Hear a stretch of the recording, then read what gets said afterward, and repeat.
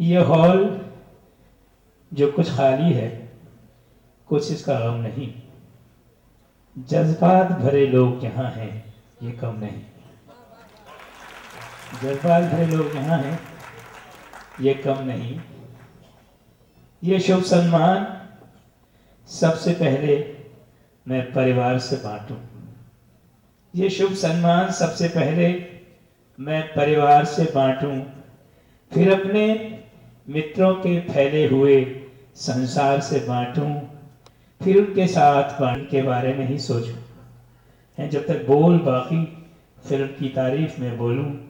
ये सांसें चल रही हैं जब तक ये दिल धड़कता है, मैं फिल्म इंडस्ट्री की सेवा में रहूं, मर कर अमर हो लूं। बहुत साल हो गए थे, मैं रिटायर हो गई थी और मैं जिस तरह रहती हूँ वो बहुत समाधानी हूँ, क्योंकि मुझे अभी तो एक सुंदर गाने से मुझे बहुत शौक है सुनने का, और अभी है मुझे आध्यात्म की तरफ मेरा कल है, इसलिए मैं समाधानी हूँ।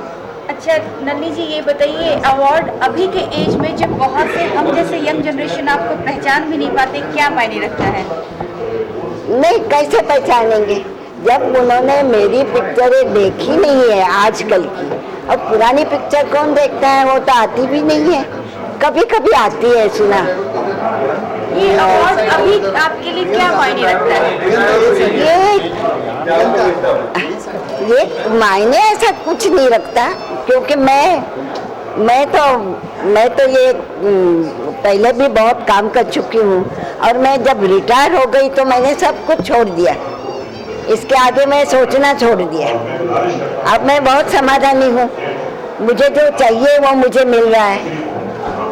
जब मैंने टेलीविज़न पे काम शुरू किया उस वक्त इंडियन टेलीविज़न छोटा सा बच्चा था, मैंने उसको अपनी गोदों में खिलाया है, और अब दूरदर्शन के बाद इतने सारे चैनल आ गए हैं, मुझे ऐसा लगता है ये मेरे बच्चे और मेरे पोते पोतियाँ हैं। बहुत अच्छा लग रहा है। हिंदुस्तान में सबसे पहला टॉक शो मैंने शुरू किया था 1972 में, जब मुंबई में दूरदर्शन शुरू हुआ 2 अक्टूबर 1972 को, और मैंने फूल खिले हैं गुलशन गुलशन हिंदुस्तानी टेलीविज़न का पहला टॉक शो शुरू किया 1972 8 अक्टूबर से, जो 21 बरस तक चला। टॉक शो होकर 21 बरस तक चलना, मुझे ऐसा लगता है कि मेरी ज़िंदगी सफल हो गई। हाँ, पुरानी यादें ताज़ा हुई, अपने पुराने साथियों से मुलाकात हुई, मिले उनसे, तो ये बड़ा इमोशनल इवेंट हो जाता है कि कितने सालों के बाद, क्योंकि हम कुछ दूसरी दुनिया में हैं, वो दूसरी दुनिया में हैं, कोई लोग हैं नहीं इस दुनिया में, तो वो सब यादें ताज़ा हो जाती हैं। जैसे मैंने नलिनी जयवंत जी को देखा तो उस ज़माने की सब यादें आ गई, मगर उस ज़माने के कई लोग हैं नहीं हैं इस वक्त। जानी वागर साहब भी थे उस फिल्म में, मेरी पहली फिल्म में, आज जानी वागर साहब नहीं हैं, तो ये अजीब इमोशनल मोमेंट हो जाता है हम सब के लिए। फिल्मी दुनिया के फादर जो हैं वो ज़्यादा फाल के हैं, उनके नाम का कोई भी अवार्ड क्या है, उनके नाम का एक सेंटेंस भी अगर मिल जाए तो हम कलाकारों के लिए जो फिल्मी दुनिया में, उनके लिए बहुत बड़ा मायने रखता है। और मुझे खुशी है कि